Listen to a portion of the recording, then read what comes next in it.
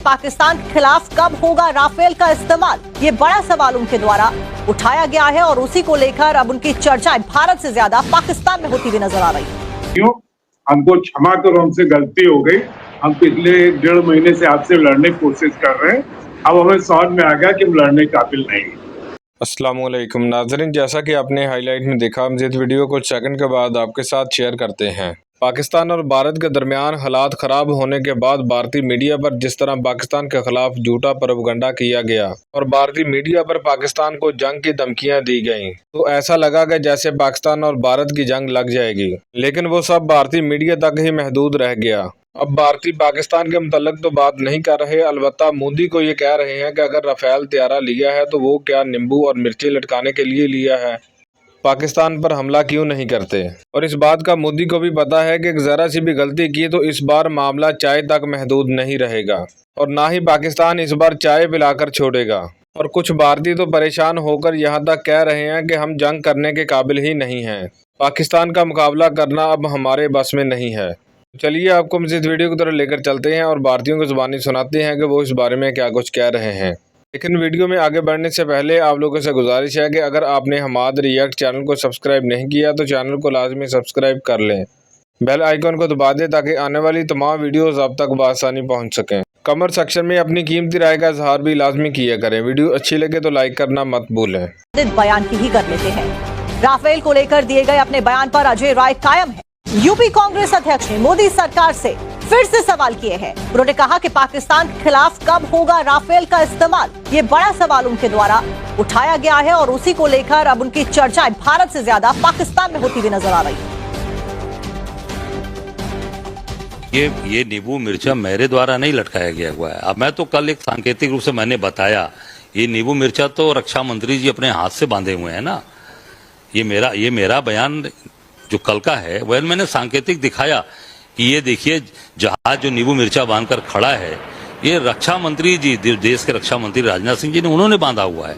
मैं तो सांकेतिक बताया कि ये काम कब करेगा।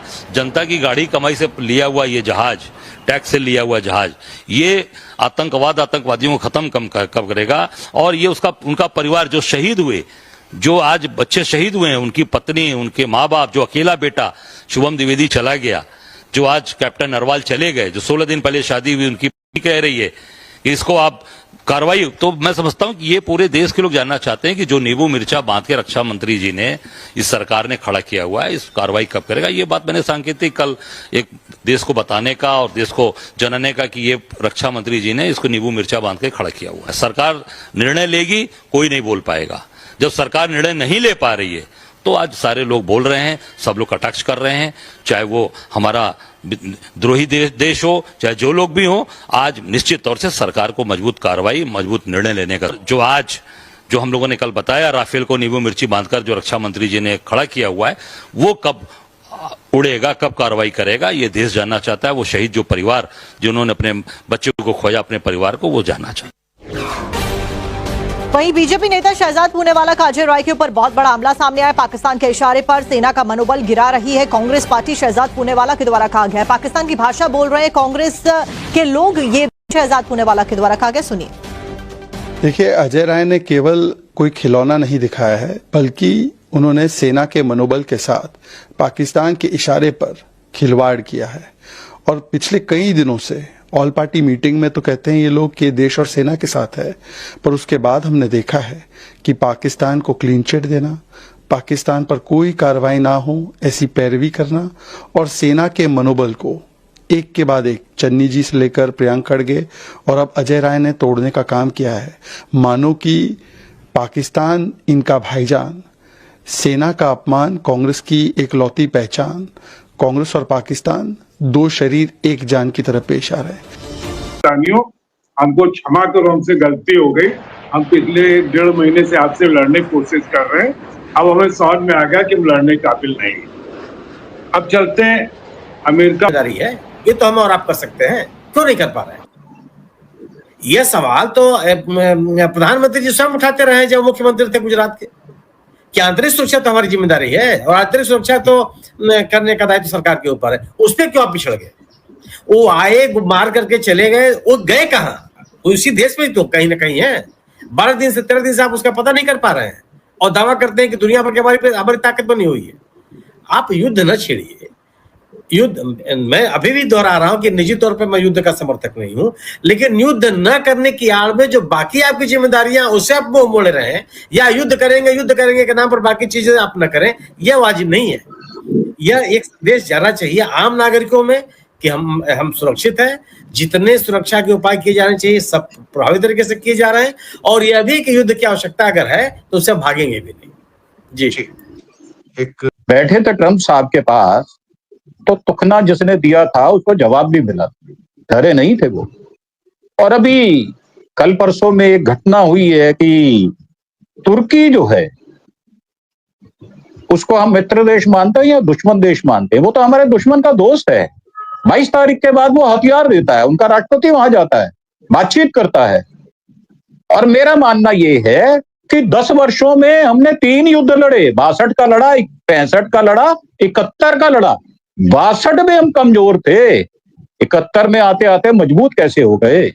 सर, युद्ध हमेशा राष्ट्रीय अध्यक्ष की इच्छा से लड़ा जाता है। वो इंदिरा गांधी थी जिसने गोवा को ले लिया, सिक्किम ले लिया, और 71 में बैंकों से, हवाई जहाजों से, एयरपोर्ट से, नेवी से नहीं लड़ा जाता। जो उन इंस्ट्रूमेंट्स के ऊपर बैठे हुए लोग होते हैं वो वीर होते हैं, वो योद्धा होते हैं। असल में हमारा योद्धापन कहीं गुम हो गया, हम उसको पैसे से तुलना करने लग गए। पैसा किसके लिए? इस भारत देश के 146 करोड़ लोगों के लिए या अपनी अस्मिता खो देने के लिए? तो मेरा मानना यह है युद्ध ही विकल्प है। जी, एक आखिरी में खुल करके साथ दें तो निश्चित रूप से सवाल तो पैदा ही होगा। बावजूद इसके मैं कह रहा हूं, ठीक है, अगर युद्ध नहीं हो रहा है तो कोई पाप नहीं हो रहा, कोई हम अपनी कमजोरी का कोई प्रदर्शन नहीं कर रहे हैं, लेकिन उसके विकल्प के जो रास्ते हैं वो तो प्रभावी हो। युद्ध न होने की आड़ में बाकी चीजें भी ठप रहे हैं, ये उचित नहीं है। और मैं सुरेंद्र दुबे जी की इस बात से सहमत हूं कि युद्ध की कोई दूर दूर तक संभावना नहीं है। भैया, जो जिस तरीके से पिछले 12 दिन प्रधानमंत्री जी के सरकार के बीते हैं, आप अगर इन विषयों पर गंभीर होते हैं तो इस तरह की कार्यकाल कामकाज आपके नहीं दिखाई पड़ते। चुनावी रैलियां कर लीजिए, 8 घंटे 9 घंटे आप मनोरंजन जगत से जुड़े हुए लोगों के साथ बिता दीजिए, विपक्षी दलों पे कटाक्ष की नींद उड़ाने की जरूरत थी पाकिस्तान की, आप नींद उड़ा रहे हैं विपक्षी दलों की।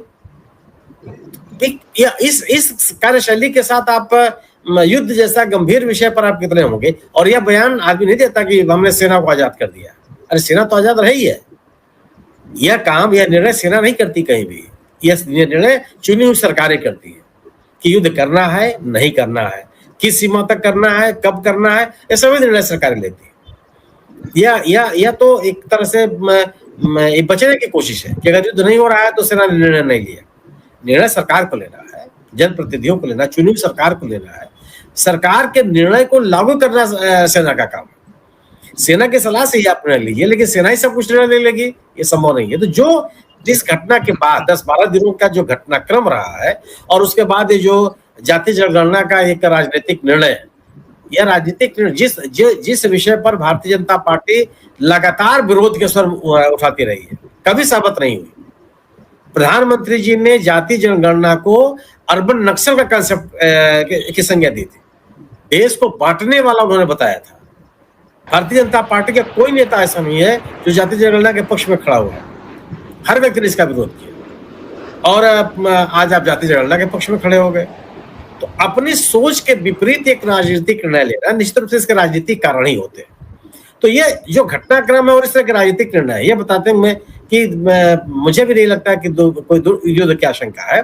लेकिन युद्ध भले न कर, और अगर नहीं है तो कोई कमजोरी नहीं है, लेकिन बाकी मोर्चे पर आप प्रभावी दिखाई पड़े, ये तो आवश्यक है। अब तक क्यों नहीं धरपकड़ इनकी हुई? क्यों नहीं उनके ऊपर कोई कार्रवाई हो पाई? इसकी जवाबदेही बनती है कि नहीं बनती है? युद्ध न होने की आड़ में इन जिम्मेदारियों से सरकार बच जाएगी, ये संभव नहीं है। रहता है आपका। आज एक बहुत बड़े एक एडिटर हैं, उन्होंने क्या लिखा है कि देखिए, मानेक शॉ ने भी तो 6 महीना वेट किया था ना। इंदिरा गांधी से कहा था लड़ाई का अभी उपयुक्त समय नहीं है, हमारी प्रिपरेशन नहीं है, तो हमें वेट करना होगा, हमें इंतजार करना होगा उचित समय का, जब ऐसा हमारी तैयारियां होंगी तब करेंगे। और एक साइड में हमारे कुछ अपने दुश्मन, हमारे तो बाहर के दुश्मन की जरूरत नहीं है, हमारे तो लेफ्टिनेंट नारवाल साहब की जो धर्म पत्नी है, विधवा धर्म पत्नी बेचारी, अभी उनकी शादी हुई थी, उन्होंने प्रेम और सौहार्द की क्या बात कर दी कि सभी मुस्लिम्स को टेररिस्ट मत बोलो, ये ठीक नहीं है। तो जो उनका हाल किया है, और एक बीजेपी का नेता उस शहीद की पत्नी को डिफेंड करने नहीं आया, ना भागवत ने डिफेंड किया, ना योगी आदित्यनाथ ने डिफेंड किया, ना मोदी ने डिफेंड किया, ना मोदी के किसी मिनिस्टर ने डिफेंड किया। खतरे हमें सिर्फ बाहर से नहीं है, हमारे अंदर से भी खतरे हैं। ये जो हिंदू तालिबान पैदा हुआ, जो एक शहीद परिवार का अपमान करता है, और किसी को कोई दुख नहीं है, मुख्यमंत्रियों को दुख नहीं है, मंत्रियों को दुख नहीं है, प्रधानमंत्री को दुख नहीं। साहब, ये किस हम मोड़ पर आ गए हैं। तो हमें डैमेज करने के लिए सिर्फ बाहर वाला नहीं चाहिए,